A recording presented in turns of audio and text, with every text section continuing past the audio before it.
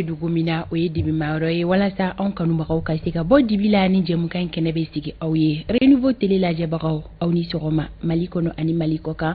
walima aw mana kɛ wagati wɛrɛw la sabula wagatiw cogoya tɛ kelen ye an bɛ aw fo ka kɛɲɛ ni aw ka wagatiw cogoya ye k'a yira aw la k'a fɔ ko nin ye kunnafoni kɛnɛ sigitɔla ye aw kelen kelenna bɛɛ lajɛlen ye.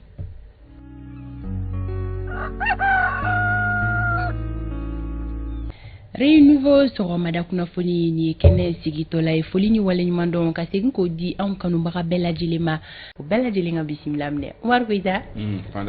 k'a dabɔra manjugu a dabɔra tuguni ayiwa o dugubila ka fisa ladala wuli ye an bɛ Ala tanu baasi foyi tɛ yen nɔ an nisɔndiyalen ɲɔgɔn la sɔrɔ ko kura sɔgɔmada in na bisimila n'a fɔ an ye layidu ta cogo min na sɔgɔma o sɔgɔma an kɔni bɛ kunnafoni fara ɲɔgɔn kan walasa ka se ka na lamɛnbaaw kunnafoni maa maa bɛ na ko u bɛ soli k'u sɔgɔ Renouveau la a kɛra Mali kɔnɔ a kɛra Mali kɔ kan walasa ka se ka kunnafoni sanuman sɔrɔ an bɛ yan o de kama. Siga foyi tɛ o la o layidu kan an bɛ to o kɔ ni Ala ma basi kɛ Umaru Koyita sɔɔni dɔrɔn e bɛ na don kibaru dayɛlɛ kanubaga jamakulu ye o kama ko bi jɛmukan kɔnɔna la kibaruya minnu bɛ an bolo k'a lase an bɛ na olu bakurubaw fɔ aw ɲɛ tagalen ɲɛfɛ an bɛ don a bɛɛ lajɛlen kɔnɔna la kelen kelen ka a lasew kɛ an ka bi décryptage babu o de bɛ tali kɛ huis clos la huis clos o y'anw ka sɔgɔmada in na kumasen ye Isa Kaba ale bɛ na min walawala aw ye ka huis clos kɔrɔ fɔ aw ye ani a bɛ tali kɛ waleya mun na walasa aw ka se ka faamuyali jɔnjɔn kɛ Mamedi Jula Darame ale anw ka bi ma welelen ye halisa ka se ka to sariya suma ɲɛbila baaraw olu kɔnɔna la ni o ye avant projet de constitution ye ani Mamedi Jula bɛ ɲɔgɔn la sɔrɔ ka se ka ale fɛnɛ hakilina ta bɛɛ lajɛlen ka faamuyali ɲuman ka o sɔrɔ ka se ka to avant projet ale kɔnɔna la halisa i n'a fɔ an ye min fɔ ɲɛna kunu baara minnu donna a baara bɛ to sen na ni o ye an bɛ sanga dɔ ta jɛmukan in kɔnɔna la ka se ka don avant projet in ale kɔnɔna la ka article kelen kelenna bɛɛ lajɛlen ta k'a ɲɛfɔ aw ye bamanankan na walasa aw ka se ka avant projet kɔnɔna kumaw ka se ka olu dɔn anw ka todunkan na o kama bi sɔgɔmada in na article 3nan ka fara 4nan kan 5nan ani 6nan awɔ ni kan an yamaruya Isa Kaba ale bɛ na olu ɲɛfɔli kɛ aw ye bamanankan na walasa aw ka se ka faamuyali jɔnjɔn ka olu kɛ don kibaru o bɛ dayɛlɛ Umaru Koyita fɛ Sori Ibrahim Diallo ale bɛ bisimila sɔɔni dɔrɔn tan ni ka segin olu kibaruyaw kana la an ka don fɔli duma o bɛ yan nɔ bi sɔgɔmada in na kɛnɛya kunnafoni o bɛ tali kɛ bana kan bana min ni an b'a ye cɛlakaw la ka caya an fɛ yan nɔ Mali kɔnɔ ni a bana yɛrɛ bɛ ka fanga sɔrɔ kosɛbɛ fɛn min bɛ tali kɛ Dr Yaya Watara la ka bɔ quartier Mali kɛnɛyaso la ale bɛ na o lasew kɛ Hawa Daɲogo ka yamaruyaw kɔnɔna la Alexis bɛ bisimila Alexis ko ale ma sɔn bi tuguni waleya dɔ ma an ka jamana in kɔnɔna la o lasew bɛ kɛ jɛmukan in kɔnɔna la kunnafoni di gafe minnu bɔra bi tarata donya in na olu ɲɛfura fɔlɔ laseliw fɛnɛ bɛ kɛ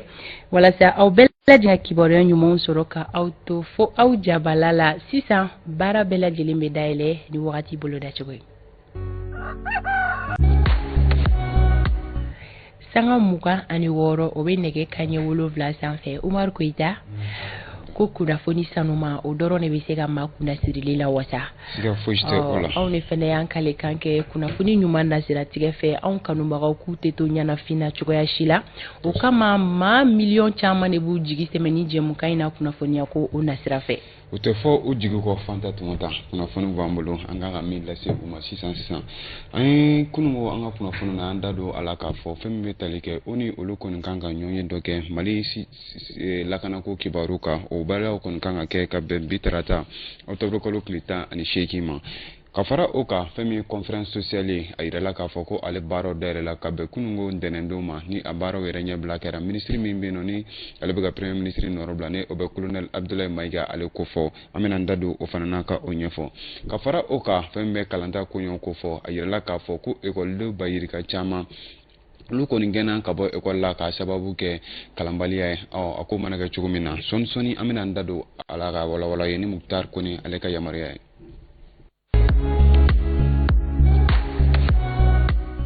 an bɛ segin ka foli kurakura ka ɲɛsin an lamɛnbaaw bɛɛ lajɛlen ma maa maa bɛ yen ko olu bɛ soli k'u sɔgɔ renouveau la walasa ka se ka kunnafoni sɔrɔ an y'a lase aw ma cogo min na réunion dɔ ɲɔgɔn dalajɛ min bɛ o ni kunkanko kibaru kofɔ ni o ye o ni conseil de sécurité o bolodalen don ka bɛn bi tarata octobre kalo tile 18 san 2022 ma o ɲɔgɔn dalajɛ in kɔni bɛna kɛ sababu ye ka se ka ɲɛfɔli bɛrɛbɛrɛw kɛ Mali ale koɲɛw kan kɛrɛnkɛrɛnnenya la Mali lakanako ale kibaru kan o hukumu kɔnɔna na sa kunnafoni caman fɛn min ye o ni maaw bɛna kuma o kow kan kɛrɛnkɛrɛnnenya la sɛbɛnfura min bɛ yen nɔ ni o bɔra ni o bɛ o ni ka rapport ko fɔ min kɛra ka bɛn juin kalo ka taa septembre kalo la o bɛ n'u da don o kow la fɛn min kɔni Mali ale ka plainte min bɛ Faransi kama o ni ɲɛkɔrɔla la o waleyaw kɔni tɛna taa nin ko in na nka a bɛ tali kɛ kɛrɛnkɛrɛnnenya la Mali lakanako kibaru kan an bɛ tɛmɛ ni kunnafoni cogoyaw ye halisa fɛn min kɔni ye casque bilen 2 min bɛ o ni maaw ka maaw ko fɔ a yirala k'a fɔ ko olu kɔni tora Mali la ka bɛn kununko ntɛnɛndonya ma ko ka tɛmɛ ni kunnafoni cogoyaw ye u yɛrɛla mugu pɛrɛnta dɔ de kan o mugu pɛrɛnta kɛra sababu ye mɔgɔ 2 olu ni tora a la mɔgɔ 4 ko olu banana kosɛbɛ ni kunnafoni in yɛrɛ kɔni dira MINUSMA olu ka kunnafoni diso fɛ ka tɛmɛ ni u ye kunnafoni minnu bila bɔlɔlɔ juru siraw sanfɛ kɛrɛnkɛrɛnnenya la Twitter ka tɛmɛ ni u ka kuma ye u y'a yira k'a fɔ ko ni maa ninnu kɔni kun bɛ munumunu baaraw de la walasa ka se ka na lakana k'o sabati cogo min na o waati de kɔnɔna na ko u yɛrɛla mugu pɛrɛnta dɔ ka Salita ale fanfɛla la kɛrɛnkɛrɛnnenya la Kidal la ale marabolo kɔnɔna na ka tɛmɛ ni kibaru cogoyaw ye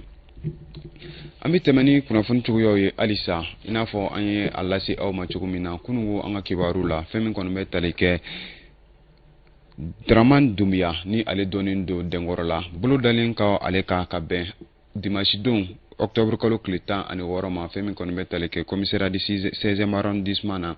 ale kɔni bilala mandat de dépôt la ni maa min yɛrɛ ni a dɔnnen don kosɛbɛ ni a ka baaraw ye k'a yira k'a fɔ ko a kɔni bɛ wari de caya ale kɔni bolo dara ale kan ni k'ale bila kaso la ka bɛn ni kununko ntɛnɛndon ye an bɛ tɛmɛ ni kunnafoni cogoyaw ye halisa conférence sociale la ale baaraw kɔni tun donna ka bɛn kununko ntɛnɛndon ma an ka jamana kɔnɔna na o hukumu kɔnɔna na baara ɲɛbilaw la a kɔni yirala k'a fɔ ko fɛn bɛ tali kɛ préavis de grève ko o 340 ko olu de kɔni yera Mali kɔnɔna na k'a ta san 2019 kana bila san 2021 na ni kunnafoni ninnu yɛrɛ kɔni dira baara tun do ɲɛbilaw senfɛ min yɛrɛ kɛra ministre min bɛ yen ni ale ɲɛsin bɛ baara koɲɛw ma a y'i da don gɛlɛya minnu bɛ Mali baarako la ani ka taa se jamana ɲɛmaw yɛrɛ olu bɛ ka wuli ka jɔ min kɛ walasa cogo min na fɛn min ye syndicat ko ani jamana yɛrɛ taa ni ka segin a baarako bɛ labɛn cogo min na ka o walawala maaw ɲɛna an ka jɛ an ka lasew lamɛn minnu sɔrɔla nin kɛnɛ in kan ni an ye kɛnɛ in kan gɛlɛya de y'an se a ma gɛlɛya min bɛ yen bɛɛ y'a dɔn Mali kɔnɔ grève banbaliw bɛ yen baaraw bɛ perturber don o don i b'a sɔrɔ mankan bɛ yɔrɔ la baaraw jɔlen don kuma cayara kojugu an y'a ɲini ka na ɲɔgɔn sɔrɔ kɛnɛ in kan ka bɛn fɔ la ka gafe dɔ dilan min bɛ se ka to ni Mali yɛrɛ ka baara taabolo a bɛ se ka dɔn o kɔnɔna na a tɛ se ka dɔn fana ni bɛɛ ma fara ɲɔgɔn kan ka kuma de ka bɛn fɛn kelen kan o de kama an bɛ yan nin kɛnɛ na parce que ni mɔgɔw t'a faamuya dɔw hakili la ko n'i y'a ye ko gɛlɛya bɛ yen Mali kɔnɔ ko baarakɛlaw tɛ dɛ fo ka mɔgɔw k'a faamuya gɛlɛya in bɛ fan bɛɛ fɛ a bɛ baarakɛlaw yɔrɔ a bɛ patronat yɔrɔ a bɛ gouvernement yɛrɛ yɔrɔ. laɲini ni kun min b'a la o ye k'a fɔ baarakɛ yɔrɔw bɛ se ka apaiser cogo min na apaiser kɔrɔ ye k'a fɔ furukufuruku min kɛ baarakɛyɔrɔw la aw yɛrɛ b'a kalama grève tɛ ban baarakɛyɔrɔw la u b'u hakɛ de ɲini o furukufuruku ninnu an b'a fɛ ka laɲini dɔ kɛ walasa o furukufuruku an bɛ se k'olu kunbɛn cogo min na olu kunbɛnni sigikafɔ in kuma b'o kan sigikafɔ in kuma bɛ min fana kan o ye an ka constitution o y'a fɔ k'a fɔ ko baarakɛlaw u bɛ se ka jɛkulu sigi k'u ka intérêt défend sigikafɔ in fana b'o kan o bɛ se ka kɛ cogo min na sariya jumɛn b'o la min kan ka k'o kɔnɔ kuma sigikafɔ b'o kuma fana kan sigikafɔ in fana bɛ fɛn min kan a bɛ fɔ o ma ko jɛkafɔ n'o ye damu ye ka fɔ o ma ko dialogue social dialogue social nin kɔrɔ ye k'a fɔ kuma ni kuma na baaratigiw n'o ye employeur ni gouvernement ye ani baarakɛlaw n'a bɛ fɔ o ma ko syndicat olu bɛ to ka sigi ka ɲɔgɔn kuma ɲɔgɔnya ka ɲɔgɔn hakili falen ka a lajɛ mankanw bɛ se ka dɔgɔya cogo min na ani baarakɛlaw yɛrɛ bɛ se ka hɛrɛ sɔrɔ u ka baara la cogo min na.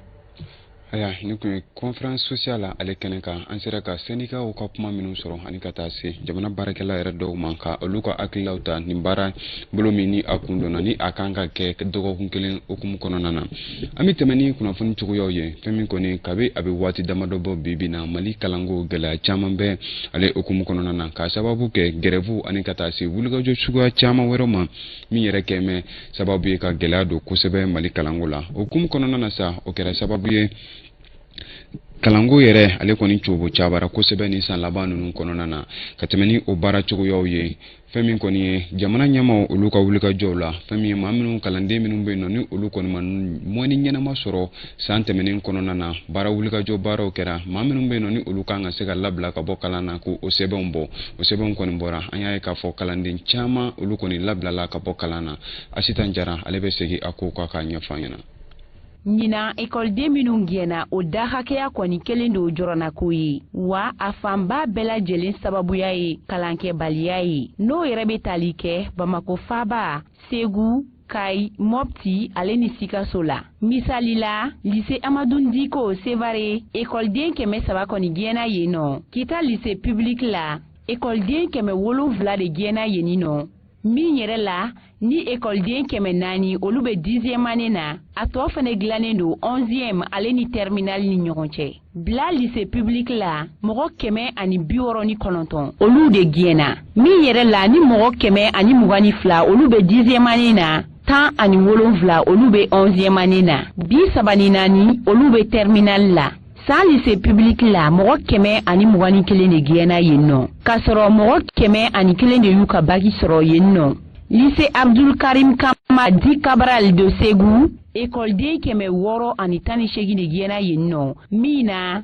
300 olu bɛ terminal la. Bamako lycée Ibrahima Li écoleden 500 de gɛnna yen nɔ ɲina min yɛrɛ la ni 100 olu bɛ terminal la ale ni 11e na mɔgɔ 300 ɲɔgɔnna olu bɛ 10e année na. Lycée public de Bafulabe ale kɔni ta ye mɔgɔ 97 de ye n'olu bɛ terminal la 54 gɛnna n'olu bɛ 10e année na min na ni 31 b'a la n'olu yɛrɛ y'u ka kalan bila. Lycée public de Yoroso ale ta ye écoleden 99 gɛnni ye n'a yɛrɛ biyɔrɔyanfan bɛɛ lajɛlen bɛ 10e année na. Ni écoleden minnu gɛnni filɛ nin ye ka bɔ kalan na olu bɛna kɛ doniw somɔgɔw ma fo ka taa se jamana yɛrɛ ma. Yali mun de bɛna se ka kɛ ni denmisɛnnin ninnu ye? Ni ɲininkali in jaabi ka bon kosɛbɛ u ka ɲɛtaga la.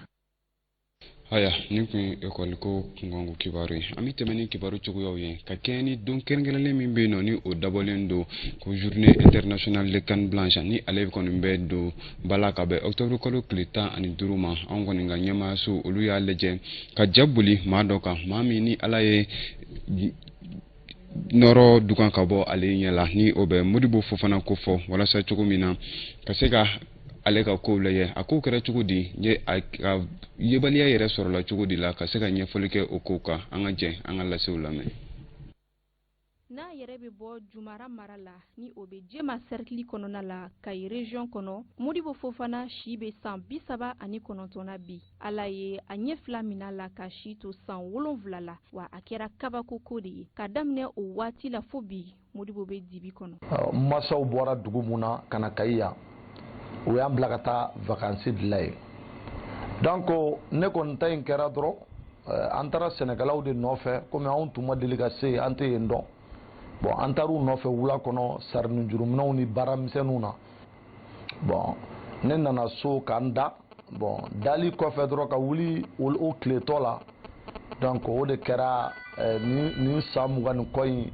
kɔlɔlɔ ye. Hali ni k'a sɔrɔ Modibo ɲɛtiyɔrɔ la o ma bali k'a ka jɔnatigɛ ta ba la muso bɛ Modibo bolo ani den 3 cɛman 1 ani musomani 2 wa i n'a fɔ dutigi sɛbɛ bɛɛ Modibo bɛ baara kɛ su ani tile walasa k'a ka denbaya labalo a tɛmɛna baaramisɛnnin caman fɛ i n'a fɔ sɛ mara walima samara dilan. Anw ye lojurutɔw de ye mais an tɛ banabagatɔ ye parce que banabagatɔ de tɛ se ka foyi k'a yɛrɛ ye bon cɛsiri wajibiyalen don bɛɛ kan i ka lahalaya la. Donc n jɔlen don ni n ka denbaya ye n jɔlen don ni fɛn wɛrɛw ye n ka nin cɛsiri baara in kɔnɔna la c'est à dire ala nana muso fana dilan k'o di yan bon ale fana ye n dɛmɛ ɲɔgɔnba ye n ka nin mouvement ninnu kɔnɔla la. Modibo sigiɲɔgɔnw n'a teriw olu b'a tɔgɔ duman fɔ kosɛbɛ u yɛrɛ ka fɔ la maa dɔw maa min cɛ sirilen don a ka denbaya ka ko la kosɛbɛ wa a b'a yɛrɛ kalama. An ye ko caman kɛ ɲɔgɔn fɛ nimisa ma bɔ a la quoi. Ne yɛrɛ mana dɛsɛ hakili la diɲɛ maa ma bolo ni gɛrɛla la n'a ye mun fɔ o de ne ka solution ye. Bon ni sisan cɛ depuis denmisɛnnin la fo bi alhamdulilayi an yɛrɛ dama an ka ko bɛɛ kelen ye quoi. Ni Modibo kɔni tiɲɛna mɔgɔ min don mɔgɔ cɛsirilen don. Modibo fo fana bɛ baara kɛ n'a muso ka dɛmɛ ye walasa k'a ka denbaya balo wa a b'a ɲini maaw fɛ Ala ye maa minnu jarabi ale ka lujura ɲɔgɔnna la u fana bɛɛ lajɛlen ka baara kɛ. Modibo ŋaniya ye don dɔ la maa dɔ ka kɛ sababu ye ka ale ɲɛ dayɛlɛ walasa a ɲɛ bɛ se ka da tile kan cogo min na ani ka se ka a muso ɲɛda a n'a denw ɲɛda ye. Haya adamaden i mana kɛ cogo cogo ni sera ka dɔ kɛ yɛrɛ o de ɲɔgɔnna tɛ kunnafoni ko sira la halisa walasa an ka bɔ kunnafoniw kɔnɔna na ni kɔni ye tununu sɛbɛn an ye min sɔrɔ min bɛ tali kɛ denmisɛnnin ka dɔ la ni ale bɛ musokɔrɔ male ale ko fɔ a yirala k'a fɔ ko ale kɔni tununna lycée succès ale fanfɛla la Kalaban ka bɛn octobre kalo tile 17 ma Kabala ka tɛmɛ ni kunnafoni cogoyaw ye a yirala k'a fɔ a fa o kɔni tɔgɔ de ye Sem Male a ba o ye Geneviève Traoré ni maa min kɛra nin den ye fɛn k'i ka se ka kunnafoni lase an ma cogo min na joona Fanta Tumata ni ko ye kunnafoni an sera ka min sɔrɔ oui ni sanga kɔnɔna ka se ala bɛ bɔ bɛɛ lajɛlen ma Omar Koita ka i fo kibaruya laban ye min ye o kɔni de tununi kunnafoni ye o la a bɛ ɲini ala ka jɔn ɲuman bɛɛ lajɛlen fɛ ni maa min kɛra ni denmisɛnnin fitinin ye fɛn ye i bɛ se ka wuli ka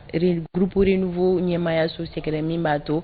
a bangebagaw olu bɛ se ka ladɔnniya cogoya minnu na Omar Koita k'i fo donc kibaru ta ko fɔlɔ an b'o datugu ya sabula